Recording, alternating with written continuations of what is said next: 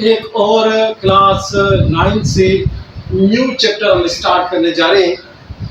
ठीक है, इस लेक्चर के अंदर हम कुछ इंट्रोडक्शंस के बारे में, जो क्लास 9 से रिलेटेड तीसरा चैप्टर है उसके बारे में। अब देखो, तीसरा चैप्टर है हमारे पास, चैप्टर नंबर 3।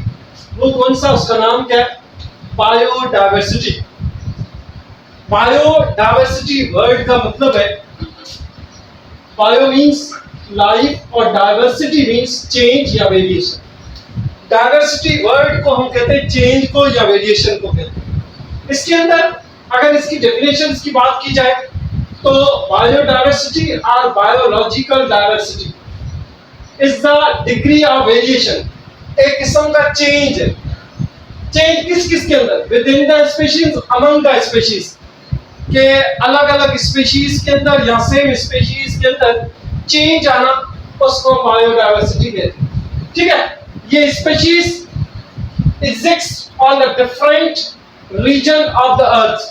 दुनिया के अंदर जितनी भी स्पीशीज पाई जाती है वो अलग अलग प्लेसेस के ऊपर, अलग अलग जगह के ऊपर पाई जाती है। जैसे विद इन स्पीशीज और अमंग स्पीशीज का मतलब क्या है? विद इन स्पीशीज का मतलब है सेम स्पीशीज, और अमंग स्पीशीज का मतलब है डिफरेंट स्पीशीज। के सेम स्पीशीज, एक सेम स्पीशीज का सेम स्पीशीज के साथ ताल्लुक क्या, डिफरेंट स्पीशीज का सेम स्पीशीज के साथ ताल्लुकात क्या है, ये सब कुछ हम बायोडायवर्सिटी के बारे में। जैसे फॉर एग्जांपल, दुनिया के अंदर पहले सबसे पहले यूनिसेल्युलर आए। यूनिसेल्युलर के बाद कुछ प्रोटोजोन्स थे, यूकैरियोटिक, वो प्रोकैरियोटिक थे, ये यूकैरियोटिक। ऐसे स्टेप बाय स्टेप जिंदगी के अंदर चेंज आना, उस चेंज को हम बायोडायवर्सिटी कहते हैं। कि किसी लिविंग ऑर्गेनिज्म के अंदर चेंज आना, विद इन स्पीशीज आए या अमंग स्पीशीज आए, तो उस सिस्टम को हम क्या कहेंगे? बायोडायवर्सिटी। जैसे प्रोटोजोन्स के बाद अल्गी, फंजाई, और फंजाई आगे चल के प्लांट, और अल्गी आगे चल के प्लांट, और फंजाई आगे चल के प्लांट एनिमल्स के अंदर कन्वर्ट हो गई।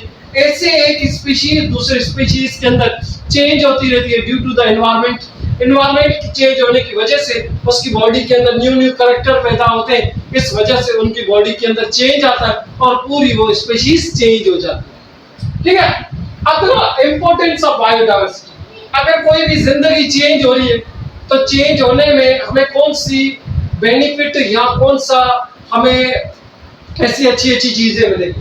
जैसे biodiversity produce many beneficial products.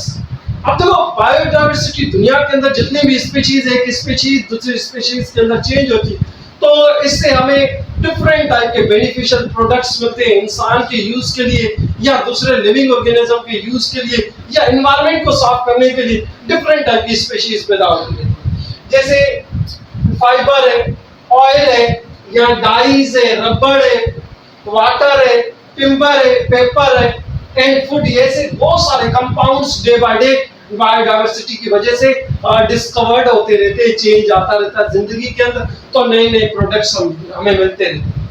जैसे अगर ये चीज याद रखना कि हालांकि ये ecosystem recycle the nutrients to produce to reduce the amount of population. जैसे दुनिया के अंदर हम जितने भी फॉरेस्ट जितने भी पैदा होते जाएंगे या हम प्लांट को इनको ग्रो कराने में हेल्प करेंगे, तो ये क्या करते हैं, डिफरेंट टाइप के हवा के अंदर गैसेस होती हैं या जमीन के ऊपर लैंड पॉल्यूशन होती है, उनको डिक्रीज करने में ये प्लांट बड़ा इंपॉर्टेंट रोल अदा करते हैं। ठीक है, फॉरेस्टेशन, जितनी फॉरेस्टेशन करोगे इतना आपका जो एनवायरनमेंट के अंदर न्यूट्रिशन है और प्लस में फूड वगैरह है ये भी कम होता जाएगा, और जो हमारी जो पॉलिनेशन है, पॉलिनेशन क्या करेगा, उसके अंदर डिक्रीज हो जाएगी और डे बाय डे हमारी पॉपुलेशंस जो है वो इंक्रीज होती जाएगी, reduce the amount of populations. ठीक है, उसके बाद अगर फॉरेस्टेशंस, ये याद रखना, दुनिया के अंदर जितनी भी मेडिसिन या ड्रग्स मिलती है वो ड्रग्स और मेडिसिन हम फॉरेस्ट से हासिल करते हैं। ड्रग्स एंड मेडिसिन जितनी भी है वो हम किससे हासिल करते हैं? प्लांट से हासिल करते हैं। ये मेडिसिन तकरीबन दुनिया के अंदर 80% लोग जो यूज करते हैं ये कहाँ से आती है? फॉरेस्ट से आती है, जिसको हम प्लांट्स वगैरह कहते हैं। ठीक है, उसके बाद फॉरेस्ट एक किस्म की ब्यूटी ऑफ नेचर है। जितना अर्थ के ऊपर फॉरेस्ट होगा इतना इतना हमारा एनवायरनमेंट है वो साफ रहेगा और खूबसूरत रहेगा। Lots of trees and animals are found in different region. ठीक है, डिफरेंट टाइप के प्लांट्स है या डिफरेंट टाइप के एनिमल है वो अलग अलग जगह को अलग अलग प्लेसेस के ऊपर पाए जाते हैं। वो एक किस्म का एनहांस का टूरिज्म, एक घूमने का पॉइंट भी बन जाता है और इससे हमारा एनवायरनमेंट भी साफ रहता है। उसके बाद नेक्स्ट टॉपिक है AIIMS and principles of classification. देखो एम्स मकसद क्या है कि रूल्स एंड मकसद क्या है, इन जानवरों को अलग अलग ग्रुप के अंदर या अलग अलग किंगडम के अंदर या अलग अलग कॉलम के अंदर ऐसे क्यों रखा गया, अलग अलग क्लास के अंदर क्यों रखा गया, किस वजह से रखा गया। ठीक है, ये चीज याद रखना।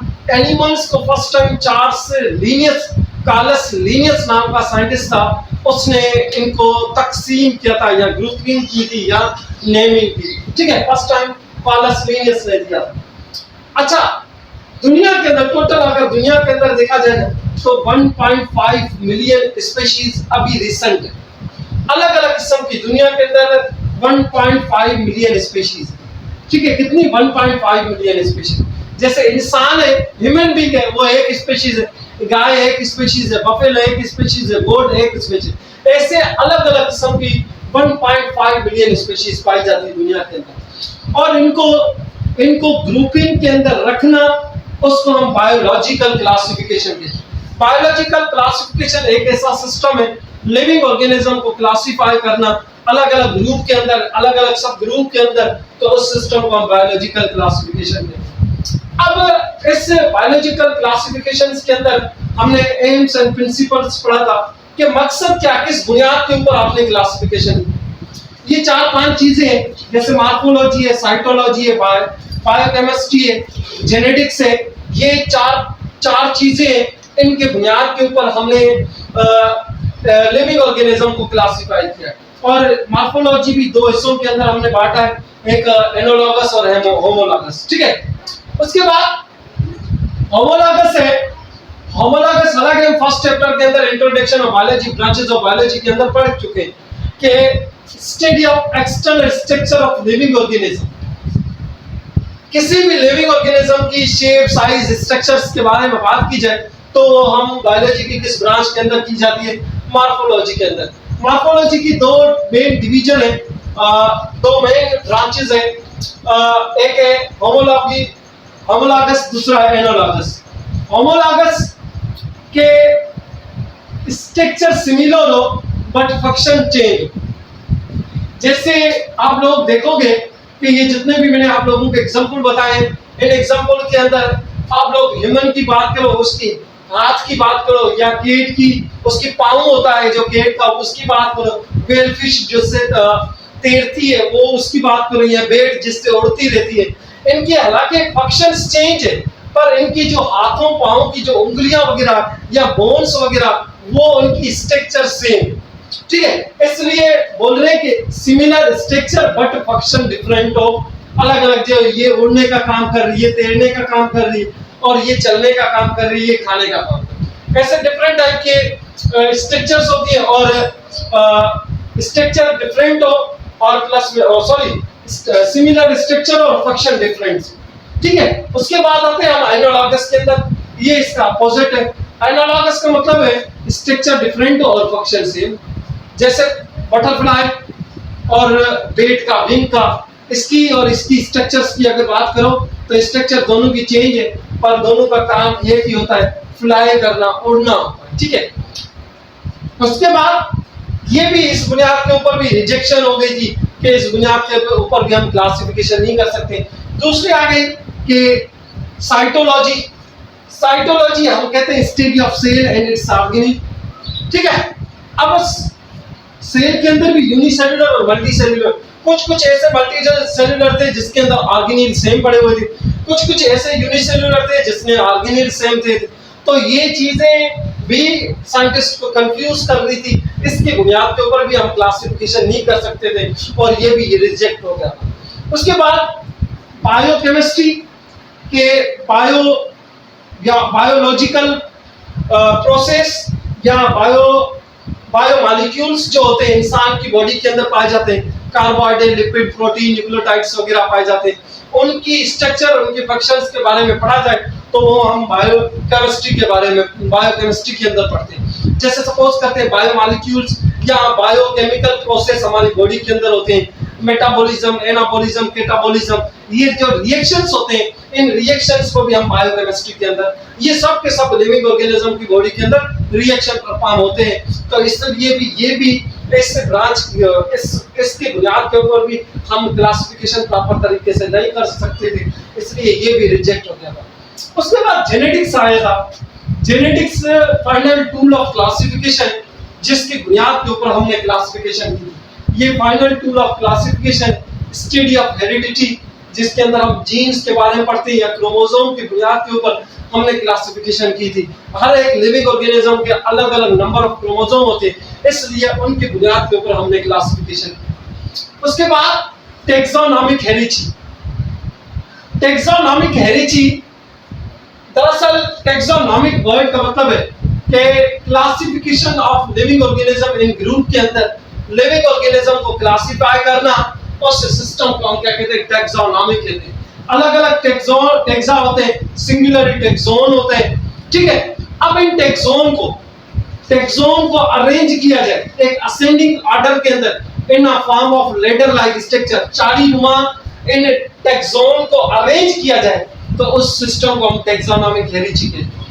जैसे टैक्सोन कौन-कौन से, सपोज करते हैं किंगडम है, फाइलम है, या क्लास है, ऑर्डर है, फैमिली है, जीनस है, स्पीशीज है, ये सारे के सारे टैक्सोन है। टैक्सोन को एक असेंडिंग ऑर्डर के अंदर अरेंज करना, ऐसे नीचे से ऊपर की तरफ टैक्सोन को अरेंज करना लेटर लाइक एक चाड़ीनुमा की स्ट्रक्चर के अंदर, तो उसको हम टैक्सोनॉमिक हेरिडिटी कहते हैं।